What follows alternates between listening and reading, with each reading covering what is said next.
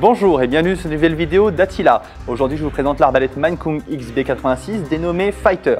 C'est une arbalète à poulie, comme vous le voyez, d'une puissance de 185 livres. Elle tire les flèches à la vitesse de 370 fps, ça nous donne environ 405 km/h, soit 113 mètres par seconde. Dans les pays autorisés, c'est une arbalète idéale pour la chasse, puisqu'elle est capable de tirer jusqu'à 70 à 80 mètres avec une bonne précision.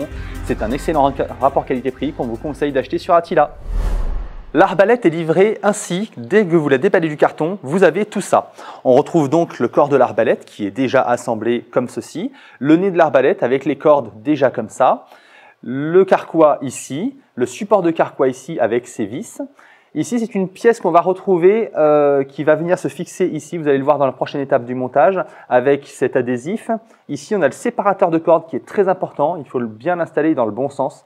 La vis de fixation du nez de l'arbalète, l'étrier qu'on va installer, la lunette de visée 4x32, une sangle, un tube de cire, un petit lot de clés Allen qui vont vous servir durant le montage, les 4 flèches fournies avec et bien sûr un bandoir manuel. Pour l'assemblage, on va prendre les pièces ici. Donc on a cette pièce en plastique là, l'adhésif ici et le séparateur de cordes.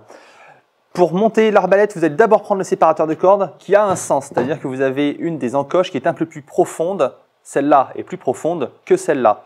Donc quand vous êtes en vue par le dessus, l'encoche la plus profonde va vers l'avant car c'est la corde la plus haute et l'encoche la moins profonde vers l'arrière puisque c'est la corde la plus basse. Donc on va d'abord rentrer ici la glissière sous le rail, comme ceci, parce que ensuite on va prendre cette pièce en plastique là, la positionner ici bien au fond et on va installer ce petit adhésif. Il suffit de décoller et de le coller proprement comme ça. Voilà, une fois que ça c'est fait, vous pouvez venir présenter. Alors la corde va vous embêter un petit peu avec les amortisseurs, il suffit de la tirer en arrière et l'arbalète s'emboîte toute seule. Vous prenez ensuite la grosse vis principale et moi j'appuie, comme vous le voyez ici, ça a un effet, ça resserre ici, ça sera beaucoup plus facile à serrer si vous appuyez avec la main ici. Donc, la grosse clé, j'appuie et je visse en même temps, ça se fait tout seul. Ensuite, on peut passer à l'étrier, ici. Il suffit de dévisser un petit peu les 2 vis BTR ici, d'encastrer l'étrier bien au fond et d'approcher des vis. Il n'y a pas besoin de serrer très fort l'étrier, ne subit pas une contrainte comme ça, mais dans ce sens-là. Donc, un serrage pas trop fort suffira. Voilà. Ensuite, on va passer au support du carquois. Donc là, on peut le positionner ici directement.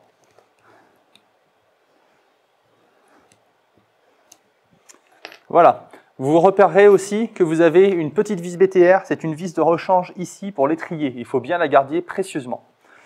Maintenant qu'on a monté le support du carquois, on peut tout simplement insérer le carquois dans son emplacement ici et on le verrouille ici avec la languette pour qu'il ne bouge plus. Vous pourrez ranger les flèches dedans.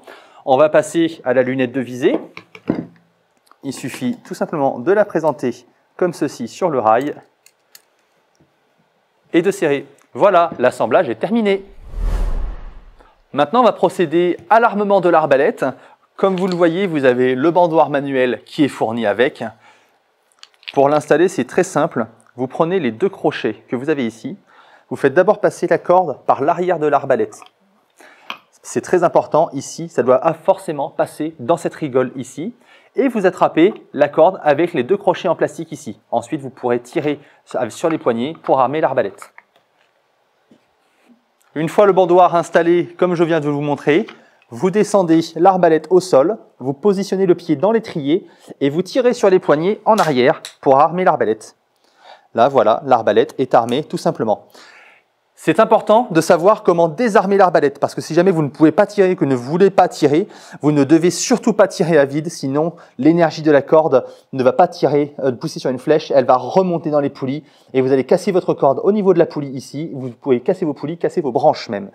Donc pour désarmer votre arbalète, voici la technique. Vous repositionnez votre corde ici, comme si vous veniez d'armer l'arbalète. Vous faites attention à bien attraper les crochets et vous poussez la sécurité en avant. Attention, il y a une sécurité anti-tir à vide. Vous la voyez ici, c'est un petit loquet qui bouge facilement. Vous poussez ici, vous soulevez le loquet en même temps que vous poussez la sécurité. La sécurité est enlevée. Maintenant, vous pouvez vous mettre en position, vérifier encore une fois que les crochets sont bien mis. Vous appuyez tout simplement sur la sécurité et vous ramenez en avant. Alors faites attention, ça peut repartir très vite, ça pourrait vous surprendre. Donc tenez bien fermement les deux poignets dans la main gauche. Donc maintenant qu'on a montré comment on armait et désarmait, on va réarmer et ce coup-ci, on va procéder à un tir. Maintenant que l'arbalète est armée, vous pouvez positionner une flèche. Il faut savoir que la sécurité s'installe automatiquement dès que vous armez. Donc vous pouvez insérer votre flèche en toute sécurité. Comme vous avez pu le remarquer, une des ailettes est de couleur différente des autres plumes. Donc c'est celle qui va dans le rail. Ça permet d'aligner l'encoche de la flèche avec la corde. Vous avez bien positionné votre flèche au fond. Vous entendez le mécanisme de sécurité anti-tir à vide qui se soulève. Vous repoussez la sécurité en avant et vous pouvez tirer. Maintenant qu'on a vu comment on armait, désarmait et pouvait tirer avec cette arbalète, il faut savoir comment l'entretenir. Pour l'entretien, c'est assez simple. Il vous suffit de cirer le rail ici avec une cire spéciale pour arbalète. Vous pouvez cirer un petit peu la corde aussi. Ça permet de la garder un peu plus molle, souple. Le cirage du rail permet de faire glisser la corde dessus et éviter qu'elle ne s'effrite, que le tranche-fil ne s'abîme trop vite. Si jamais votre corde est trop abîmée, c'est-à-dire que le tranche-fil est vraiment très usé, sachez qu'on peut remplacer la corde. C'est assez simple, nous disposons du matériel chez Attila pour comprimer, ce sont des presses, donc on les vend, vous pouvez vous en équiper si jamais vous voulez, mais sinon on peut le faire pour vous. Ce sont des presses qui compriment les arcs et détendent les cordes.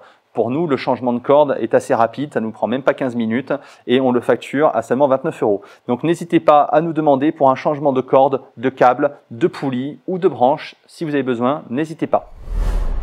Pour la réglementation, il suffit d'être majeur pour acheter une arbalète comme ça, c'est de la catégorie D2H, donc vous devez envoyer votre pièce d'identité par mail au moment de la commande.